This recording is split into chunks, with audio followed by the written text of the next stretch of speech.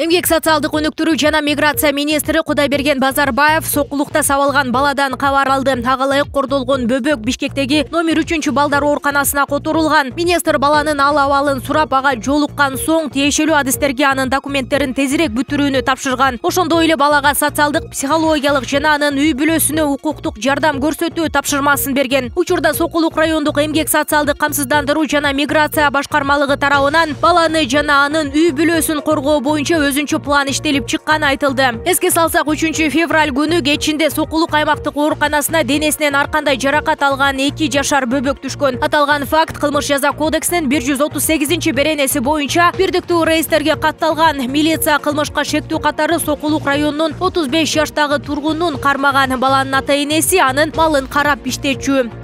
Бурдагы вице-премьер-министр Токан Мамытов башкы прокуратурада сурак берип жатат. Бул тууралуу башкы көзөмөл органдын басма сөз кызматы тастыктады. Маалыматка ылайык, Мамытов 2009 жылдагы кыргыз-тажик чек арасына тиешелүү протокол боюнча прокуратуранын суроолоруна жооп берүүдө. Жогорку кеңештеги Бүтүн Кыргызстан фракциянын лидери депутат Адахан Мадымаров буга чейин аталган протокол боюнча прокуратурада 10га жакын сурак берип чыккан. Мадымаров 2009 жылы Коопсуздук кеңешинин катчысы болуп иштеп турганда кол койгон кыргыз-тажик чек арасы тууралуу протоколго байланыштуу 14 январдан тарта күбө катары сурала баштаган.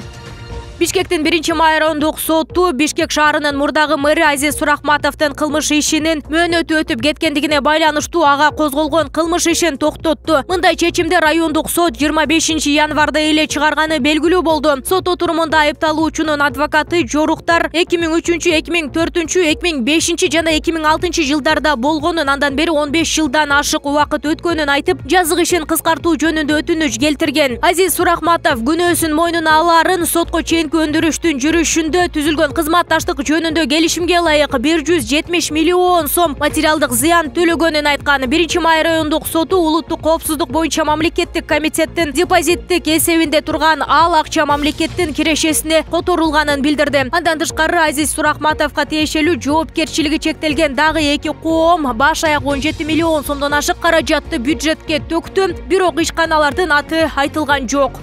Саясатчы Равшан Жээнбеков, карындашы мурдагы судья Мира Жээнбекова улуттук коопсуздук боюнча мамлекеттик комитетине 7 февралда сурак берип чыкканын маалымдады. Жээнбеков Азаттык радиосуна Мира Жээнбековага коррупция беренесинин негизинде иш козголгонун билдирип, муну негизсиз жана өзүнө карата басым жасоо аракети деп атады. УКМКнын басма сөз кызматы Мира Жээнбекованын суракка чакырылганы боюнча тактап маалымат берилерин билдирди. 2021 жылы апрель айында УКМК Жээнбекова мыйзамсыз буюмга шек саналып жатканын, ал мыйзамдуу киреше булагы жок болсо дагы кымбат баалуу кыймылсыз мүлктөр жана бир катар коммерциялык объектилерге ээ экенин кабарлаган. 74 кымбат баалуу батири, 19 соода жайы, 10 автоунаа жуучу жайы, Бишкекте ыңгайлуу аянтардагы жер тилкелери аныкталганын маалымдаган.